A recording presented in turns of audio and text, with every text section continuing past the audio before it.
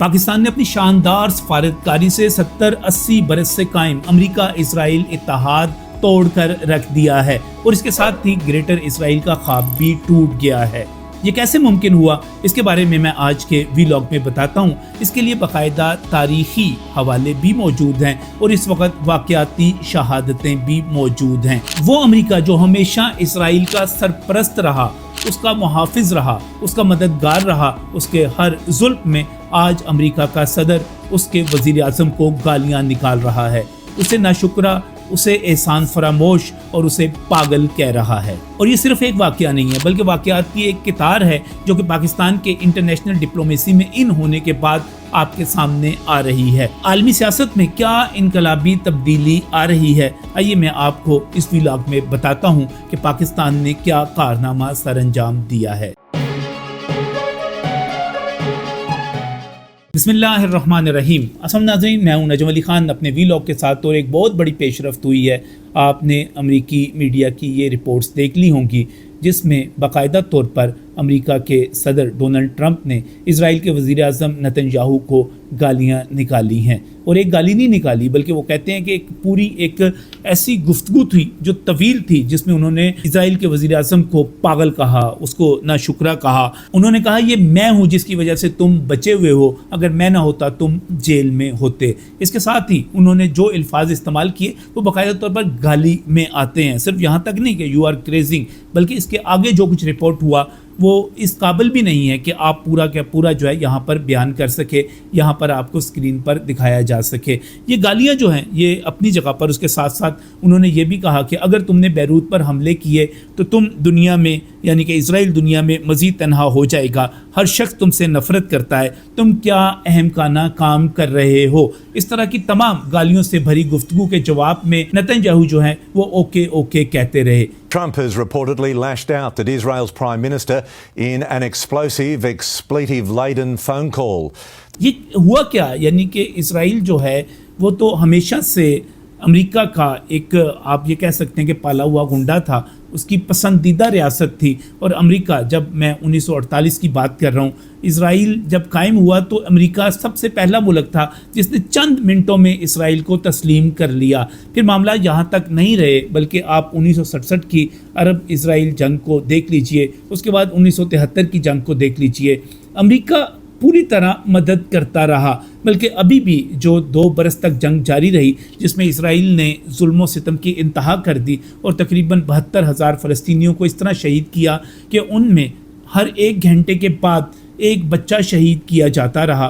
तो ये इस जुल्म में भी तो अमेरिका उसके साथ था। लेकिन इसके बाद क्या हुआ, जब पाकिस्तान ने 10 मई के बाद मार्का हक में कामयाबी के बाद आलमी तवज्जो हासिल की, वो इंटरनेशनल डिप्लोमेसी में दाखिल हुआ, जनूबी एशिया से मशरक़ वस्ता के मामला तक पहुँचा।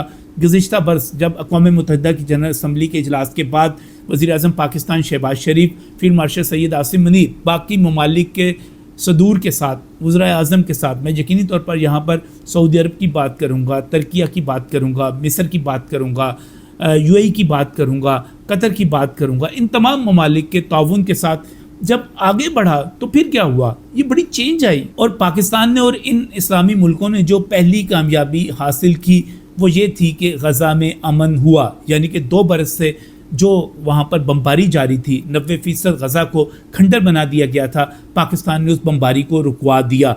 ये इजराइल की बड़ी नाकामी थी, ये उसकी शिकस्त थी। अमेरिका इस चीज़ पर आया और पाकिस्तान ने और दीगर ममालिक ने, पाकिस्तान के फील्ड मार्शल ने जो डोनाल्ड ट्रंप की तरफ से उन्हें ज़ोहराना दिया गया और जिस तरह उनकी तारीफ़ें की गई, पाकिस्तान ने उनको कायल कर लिया कि आप इजराइल को रोकें, इस जंग से बाहर निकलें, इसी में आपका फ़ायदा है। ये इजराइल की पहली शिकस्त थी जो उस वक़्त हुई। गज़ा जंग बंदी के साथ ही एक और अहम मामला हुआ। आपको याद होगा कि इजराइल ने एक हमला किया था कतर के ऊपर, और जाहिर है इजराइल बदमाश है, वो किसी के काबू में नहीं आता। लेकिन जब वो हमला हुआ तो उसके बाद प्रेसिडेंट ट्रंप ने एक वाशिंगटन से एक टेलीफोन कॉल जो है वो अरेंज की जिसमें नेतन्याहू भी था और कतर के वज़ीर आज़म मोहम्मद बिन अब्दुर्रहमान अल-सानी जो थे वो भी उस कॉल में मौजूद थे। और बाकायदा तौर पर प्रेसिडेंट ट्रंप के कहने पर नेतन्याहू को बाकायदा तौर पर माफ़ी मांगनी पड़ी قطر کے وزیر اعظم سے کہ اس نے جو حملہ کیا تھا آئندہ وہ ایسی غلطی نہیں کرے گا. یہ بھی بہت بڑی شکست تھی اسرائیل کے لیے, اور یہ سامنے صاف نظر آ رہا تھا کہ امریکہ اب اس طرح ساتھ نہیں کھڑا ہوا اسرائیل کے کہ اس کی ہر بات کو سپورٹ کرتا چلا جائے. یہ ایک بڑی کامیابی تھی. میں ستمبر 2025 کی بات کر رہا ہوں, اور اسی مہینے پریزیڈنٹ ٹرمپ نے ایک دا ڈیلی کالر ہے غالباً, اس کو ایک انٹرویو دیا جو کہ پوری دنیا کے میڈیا میں بعد میں جو ہے اس کو لیا گیا, اس پہ شاہ سرخیاں بنی, جس میں یہ کہا گیا کہ پریزیڈنٹ ٹرمپ کی طرف سے کہا گیا کہ اب یہودی لابی جو ہے میں نے ہمیشہ دیکھا کہ وہ کانگریس کے اوپر پورا کنٹرول رکھتی تھی, لیکن اب یہودی لابی کا یہ اثر جو ہے یہ ختم ہو گیا ہے, یہ کمزور ہو گیا ہے, یہ کم ہو گیا ہے. یہ ایک بہت بڑا اعتراف تھا, یعنی کہ ایک طرف پاکستان ان ہو رہا تھا اور دوسری طرف امریکہ کے صدر کی طرف سے یہ اعتراف کیا جا رہا تھا کہ یہودی لابی کا جو کنٹرول ہے, جو اثر ہے, وہ ختم ہو رہا ہے, وہ کم ہو رہا ہے. یہ بہت بڑی بات تھی جو کہ اس وقت ہوئی جب پاکستان ان ہو رہا تھا. میں اس کو خاص طور پر اس کے ساتھ جوڑنا چاہ رہا ہوں. اور اس کے بعد ایک اور بڑا اہم واقعہ ہوا. وہ واقعہ یہ تھا کہ جب ایران اور امریکہ کے عمان میں مذاکرات جاری تھے تو اس وقت امریکہ کی طرف سے جو حملہ کیا گیا 28 فروری کو, وہ یقینی طور پر اسرائیل کی ایک کامیابی تھی. لیکن اسرائیل کو اس وقت ایک بڑی ناکامی کا سامنا کرنا پڑا کہ اس حملے کو روکنے کے لیے پاکستان نے جو کوششیں کی تو اس پر 8 اپریل کو باقاعدہ طور پہ سیز فائر ہو گیا اور 15 روزہ جنگ بندی کا اعلان کیا گیا. حالانکہ اسرائیل یہ جنگ بندی نہیں چاہتا تھا, یہ پاکستان کی کامیابی تھی اور اسرائیل کی شکست تھی. وہ چاہتا تھا کہ امریکہ جو ہے وہ ایران پر حملے جاری رکھے. 15 روزہ جنگ بندی ہوئی, اس کے بعد مذاکرات کا پہلا دور ہوا, دوسرے دور میں ایران شریک نہیں ہوا. لیکن اس کے بعد جب ایک مرتبہ پھر یہ کوشش کی گئی اسرائیل کی طرف سے, وہ اسپائلر کے طور پر سامنے آ رہا تھا. وہ چاہتا تھا کہ جنگ ہو, حملے ہوں, لیکن وہ جنگ بندی تو اس کو ایکسٹینشن مل گئی. تو یہ بھی پاکستان کی ایک کامیابی تھی اور یہ باقاعدہ طور پہ اعتراف کیا گیا کہ پاکستان نے, وزیر اعظم پاکستان اور فیلڈ مارشل سعید عاصم منیر کے کہنے پر مزید جو ہے اس میں توسیع کر دی گئی ہے, اور وہ غیر معینہ مدت کی توسیع اب تک جون شروع ہو چکا ہوا ہے, اب تک چل رہی ہے. اسی دوران جب ہم امریکی حکومت کی بات کرتے ہیں تو ایک اور بھی فیکٹر ہمیں دیکھنا پڑے گا, اس کو بھی سامنے لانا پڑے گا کہ خود امریکی عوام بھی اسرائیل کے خلاف ہوئے. انہوں نے بھی محسوس کیا کہ ان کے ٹیکسوں کی کمائی جو ہے اس جنگ کے اوپر نہیں لگنی چاہیے, اور جس طرح بمباری کی جا رہی ہے یا خاص طور پہ میناب میں بچیوں کے اسکول پر حملہ ہوا, اس کا بھی بڑا ری ایکشن آیا اور پریزیڈنٹ ٹرمپ کی مقبولیت جو ہے وہ نیچے جانے لگی. اب اس کا بھی ایک اثر ہوا, پاکستان کی سفارتکاری نے بھی اپنا کردار ادا کیا, اور جب ہم دلیل کے ساتھ, منطق کے ساتھ اپنا موقف وہاں تک پہنچاتے رہے, ہمارے موقف کو کامیابی ملتی رہی. ابھی دیکھیے نا آپ کہ جب بیروت پر حملے کی تیاری ہو رہی تھی, لبنان میں فوجیں داخل کی جا رہی تھیں اسرائیل کی طرف سے, تو پریزیڈنٹ ٹرمپ نے جو کال کی, حالانکہ سفارتکاری جو ہے یہ سمجھا جا رہا ہے کہ سفارتکاری کامیاب نہیں ہو رہی, لیکن یہ کامیاب ہو رہی ہے, یہ بات چیت جاری ہے. اس دوران ہوا کیا؟ اس دوران جب اس نے نتنیاہو نے کوشش کی کہ وہ اس سفارتکاری کو ناکام بنا دے, لبنان پر حملے کرے اور اس جنگ کو دوبارہ شروع کروا دے, تو پریزیڈنٹ ٹرمپ نے پاکستان کے موقف کے ساتھ اتفاق کیا کہ سفارتکاری جاری رہنی چاہیے, بات چیت کو آگے کسی منطقی نتیجے تک پہنچانا چاہیے. اس کے ساتھ ہی انہوں نے جو کال کی وہ بڑی زبردست تھی, اور جس طرح انہوں نے نتنیاہو کو گالیاں دی, یہ کسی بھی ملک کے وزیر اعظم کے لیے میرا خیال ہے اس پورے ملک کے لیے ڈوب مرنے کا مقام ہے, شرم کا مقام ہے کہ اتنی گندی گالیاں کسی کے وزیر اعظم کو پڑ جائیں کسی دوسرے ملک کے صدر کی طرف سے. اور اس سے پہلے میں آپ کو یاد کراؤں کہ ڈیلی میل نے بھی ایک رپورٹ کیا تھا, مارچ کے مہینے میں جے ڈی وینس نے ایک کال کی تھی نتنیاہو کو, اور وہ کال لیک ہو گئی تھی, بلکہ بہت سارے لوگ کہتے ہیں کہ وہ لیک کروائی گئی تھی. اس میں بھی جے ڈی وینس نے باقاعدہ طور پہ نتنیاہو کو کہا تھا کہ تم نے ہمیں ایران کے معاملے میں پھنسا دیا ہے, تم نے ساری کی ساری غلط رپورٹس یہاں پر ہمیں دی, یہ ہو رہا ہے, وہ ہو رہا ہے, ہم یہاں پر رجیم چینج کر دیں گے, لوگ نکل آئیں گے, ایران پر قبضہ ہو جائے گا, ایران جو ہے وہاں پر پرو اسرائیل حکومت آ جائے گی. تو انہوں نے جے ڈی وینس کی جو کال لیک ہوئی اس میں باقاعدہ طور پر نتنیاہو پر وہ برسے گرجے, اور جے ڈی وینس ظاہر ہے امریکہ کا مستقبل بیان کیے جا رہے ہیں, ٹرمپ کے بعد اگلے وہ صدارتی امیدوار ہوں گے.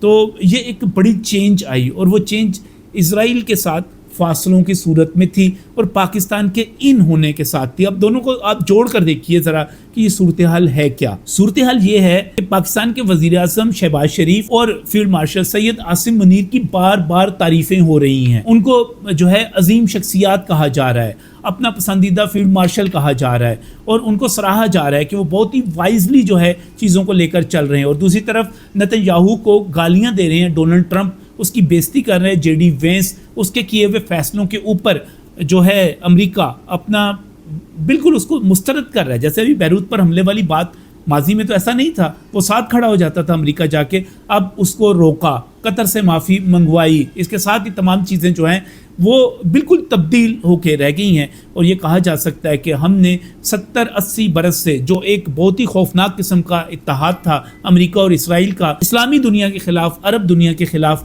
हमने वो भी तब्दील करके रख दिया। अब एक नया मंजरनामा है, अब नए तरह से फ़ैसले हो रहे हैं, अब नई जो है अंदर नए फैक्टर्स इन हो गए और वो सबसे बड़ा फैक्टर उसमें पाकिस्तान है, पाकिस्तान के वज़ीर आज़म हैं, पाकिस्तान के फील्ड मार्शल हैं, पाकिस्तान की सफारतकारी है, पाकिस्तान का असूली मौक़िफ़ है और पाकिस्तान के बहुत ही वाइजली जो है इस वक्त जो डिप्लोमेटिक डिसीजंस हैं वो हैं।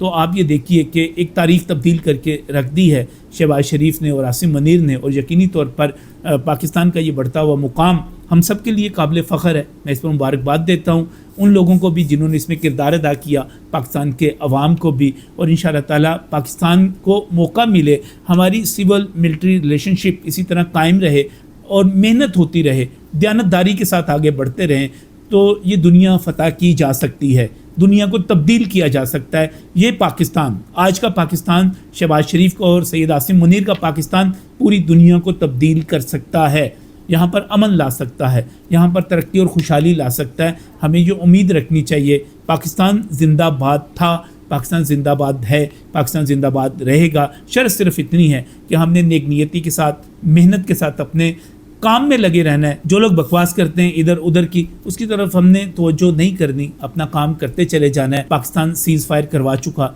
पाकिस्तान अमन करवा चुका, पाकिस्तान ग्रेटर इसराइल का ख्वाब तोड़ चुका, पाकिस्तान अमेरिका और इसराइल के इत्तेहाद में दरारें डाल चुका और आने वाले दिनों में मज़ीद अच्छा होगा। हमें इसी की उम्मीद रखनी है और अपनी क़यादत पर एतमाद भी रखना है। पाकिस्तान एक वंडरफुल किरदार अदा कर रहा है और इंशाअल्लाह ताला इसके नतीजे में और भी बहुत सारी ऐसी चीज़ें होंगी जो दुनिया को तब्दील करके रख देंगी। पाकिस्तान ऐसा ही कर रहा है। पाकिस्तान जिंदाबाद।